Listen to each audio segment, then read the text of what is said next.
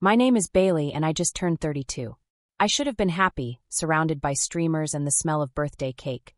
But instead, I was staring at my reflection, seeing only the ghost of a child who was told she was good for nothing. Something inside me finally exploded after years of carrying that curse. Our family home was a modest 2-story house in a quiet suburban neighborhood, the kind with perfectly manicured lawns and polite waves exchanged over fences. My father, Mark, was an accountant, quiet and often absent, lost in numbers or the television. My mother, Eleanor, a former real estate agent, was the undeniable matriarch, her presence filling every room, often with sharp words. I was the only child, which, looking back, meant I bore the full weight of her expectations and frustrations. There were no siblings to deflect the attention, no other target for her intense gaze. Our socioeconomic status was comfortable middle class, but there was always an undercurrent of striving for more, especially from my mother. This ambition often manifested as criticism towards me, as if my shortcomings were holding us back. The established dynamic was simple. Mom dictated, Dad complied, and I tried desperately to please. My mother's word was law, and any deviation was met with a cutting remark or a dramatic sigh. Meals were often silent affairs punctuated by her critiques of my posture, my grades, or my future prospects. There was no real warmth, no spontaneous hugs, just a constant evaluation. As a child, I remember one Christmas, I spent weeks making her a lopsided clay mug in art class. She held it up, scoffed, and said, "What is this? You know I don't drink tea." The memory still stings. The real shift happened when I was 16. My grandmother, my mother's own mother, passed away suddenly. It wasn't a dramatic event, but my mother's grief transformed into an even deeper well of resentment and bitterness. She became more withdrawn, her criticism sharper, more frequent. It was as if her own unresolved pain found an easy target in me. The house grew colder, the air thicker with unspoken frustrations. The "you're good for nothing" comments started subtly. A dropped glass, a forgotten chore, a less-than-perfect test score.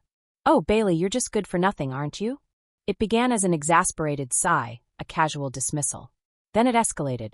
By the time I was in high school, it was a common refrain, a default setting in her communication with me. Any mistake, any deviation from her ideal was met with that phrase or a variation of it.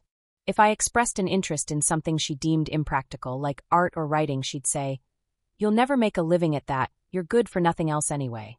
It became a constant background noise, a hum of inadequacy that vibrated through every aspect of my life. The terrifying part was how normal it became.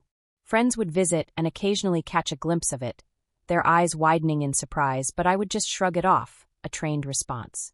"Oh, that's just Mom," I'd say, as if it were a quirky habit, not a soul-crushing declaration. I started to believe it myself. Why try for that scholarship? Why apply for that competitive internship? I was good for nothing, after all. There were moments, flashes of clarity, when the words would hit me with a jolt. One time, after I finally got into my dream university, a small private college with a good arts program, she looked at the acceptance letter, unimpressed. "Well, that's surprising," she said, her tone implying the opposite. "I guess even good-for-nothing people get lucky sometimes." I remember clutching the letter, my knuckles white, a part of me wanting to scream. But I didn't. I just nodded, thanked her, and went to my room. The good-for-nothing mantra echoed in every corner of my life, a constant sabotage. My attempts at a career were particularly hard-hit.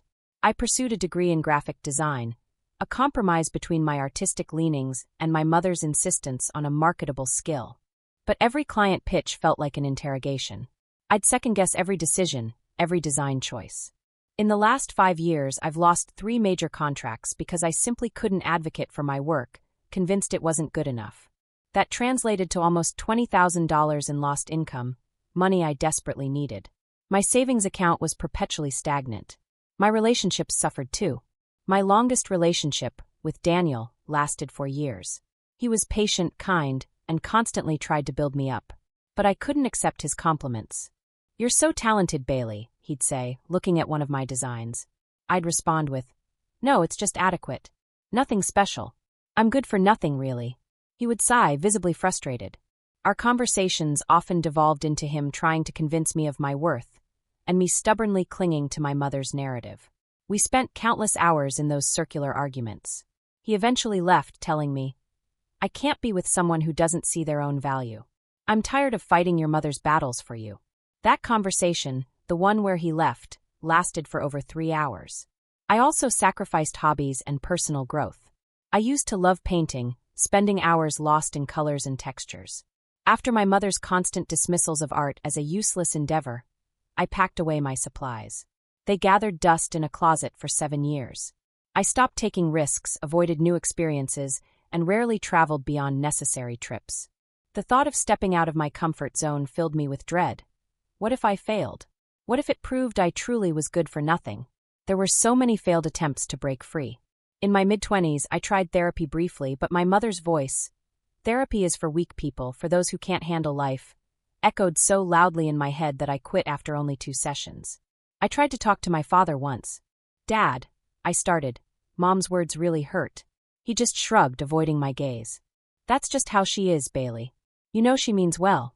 My friends, bless their hearts, would try to intervene. "Your mom is so harsh," Sarah would say. "You don't deserve that." But I'd defend her, a Stockholm syndrome of the soul. She just wants the best for me. The absolute breaking point was my 32nd birthday. It wasn't a grand, dramatic event. It was quiet, insidious, and utterly soul-crushing. My mother had thrown a small dinner party, a forced family affair. As I was blowing out the candles, my mother, seemingly innocently, leaned over and whispered, loud enough for only me to hear, "You know, Bailey, for someone who's good for nothing, you've managed to make it to 32. It was meant as a joke, but it landed like a wrecking ball. The small, forced smile I had on my face shattered. The taste of the cake turned to ash. In that instant, as the saccharine taste of buttercream mingled with the bitter taste of her words, a blinding clarity hit me. It wasn't about her anymore. It was about me. It was about the decades of internalizing that toxic narrative. It was about the life I hadn't lived, the dreams I'd abandoned, the joy I'd denied myself, all because I believed her. The revelation was not a gentle awakening, but an explosion, a supernova of self-awareness. I was not good for nothing. I was something. I was everything. Later that week, I called her. My hands trembled, but my voice was steady, a strength I hadn't known I possessed. "Mom," I began, "I need to talk to you about something important. Something you've said to me for years." There was a pause, a hint of annoyance in her breath. "What is it now, Bailey? Are you going to complain about something again?" I took a deep breath. "You used to say, 'You're good for nothing.' And I believed you. For decades. But I don't anymore. I'm not good for nothing. And I won't allow you to say that to me ever again. Or to anyone else, for that matter." Silence. A long, drawn-out, excruciating silence. Then a sharp, dismissive laugh. "Oh, Bailey, don't be so dramatic. It was just a phrase. You're too sensitive." She started to go on, to minimize, to deflect. "I said it because I cared, because I wanted you to try harder. But I didn't let her. No, Mom. It wasn't just a phrase. It was a poison. And I'm done drinking it." I hung up. My hand was shaking so much I almost dropped the phone. Her immediate reaction was a flurry of angry texts and voicemails, accusing me of being ungrateful, selfish, and of course, too emotional. My father called, his voice laced with his usual mild concern mixed with a heavy dose of avoidance. "Bailey, don't upset your mother. You know how she gets." The immediate consequences were a chilling silence from my mother for a full week, followed by highly conditional, stilted conversations. The relationship had undeniably shifted, and the Cold War had officially begun. The first concrete step I took was to find a new therapist. Not just any therapist, but one highly recommended for family systems and trauma. Her name was Dr. Elena Ramirez. Our first session was overwhelming. I dumped years of suppressed pain and resentment onto her. And then, something extraordinary happened. As I recounted the good-for-nothing story, the core wound of my existence, Dr. Ramirez's eyes welled up. A single tear tracked down her cheek, then another. She reached for a tissue, her voice thick with emotion as she said, "Bailey, that's incredibly painful. No one deserves to hear that, especially not from their own mother." And that was it. That was the moment. My therapist cried. Not because she was weak, but because she saw me, truly saw the wound, the impact, the years of quiet suffering. It wasn't pity. It was empathy, raw and genuine. In that moment, her tears validated my pain in a way no words ever could. It was a complete reversal of my mother's dismissive statements. If someone who was trained to be objective felt that level of emotional response, then my feelings, my suffering, were undeniably real and valid. I wasn't too sensitive. I was a human being who had been deeply hurt. From that day on, the actions were deliberate and unwavering. I began setting firm boundaries with my mother. If she started a critical comment, I would say, "Mom, I'm not going to discuss that with you," and either change the subject or end the call. I started therapy twice a week, delving into my past, unpacking the damage, and rebuilding my self-worth. I also reconnected with Daniel, explaining my journey and asking for his patience as I healed. He was cautiously optimistic, offering support without pressure. The resistance from my mother was fierce. She tried manipulation, guilt trips, passive-aggressive remarks. I guess I'm just a bad mother then. She even tried to turn my father against me, though he remained mostly neutral, stuck in the middle.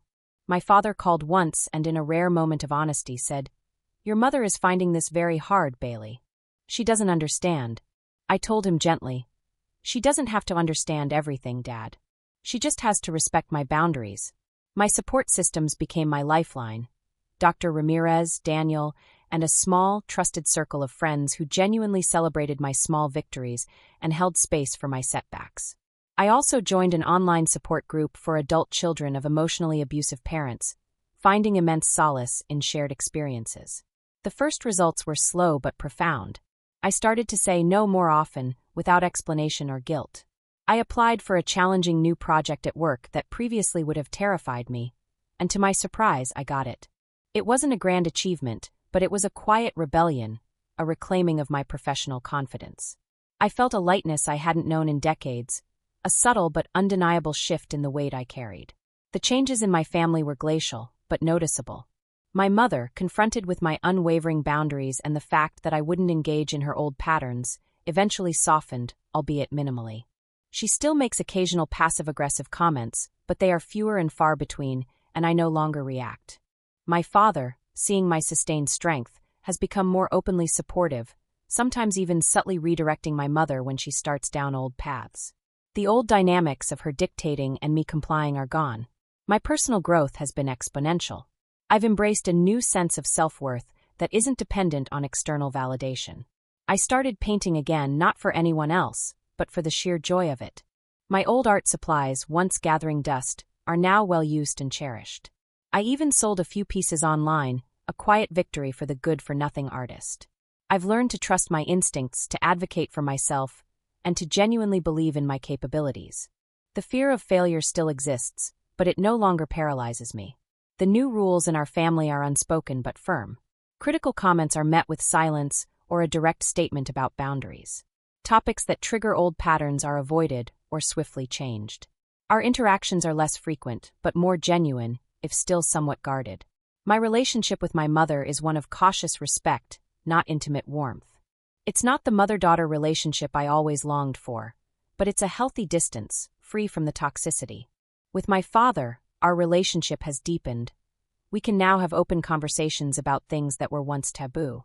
The greatest lesson I learned is that healing is not about forgiving the person who hurt you. It's about forgiving yourself for believing their narrative. It's about understanding that their actions were a reflection of their own pain, not a measure of your worth. And sometimes the most profound validation comes not from words, but from the quiet, empathetic tears of someone who simply sees you. Today, I am 34. My mother and I have a fragile but stable relationship. We see each other for holidays, and our conversations are polite, surface level. There are no more "you're good for nothing" comments. Not to me, and not that I've heard, to anyone else. My father and I have a weekly call, and he occasionally shares stories of my mother's small, subtle shifts, a sign that even she, in her own way, is adapting. Daniel and I are back together, building a relationship based on mutual respect and shared understanding. He no longer has to fight my battles. I fight them for myself. My painting studio is thriving. The central message of my journey is this: the most dangerous lies are the ones we tell ourselves, often echoing the voices of those who hurt us. But you have the power to rewrite your narrative, to choose what you believe about yourself, and to heal even the deepest wounds. If you recognize any part of my story, if you've carried a similar burden, know this: your worth is inherent. It is not given, and it cannot be taken away by anyone's words, no matter how often they were spoken. You are not good for nothing. You are good for everything.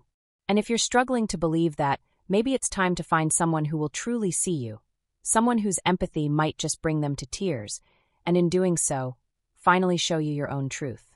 You are worth fighting for.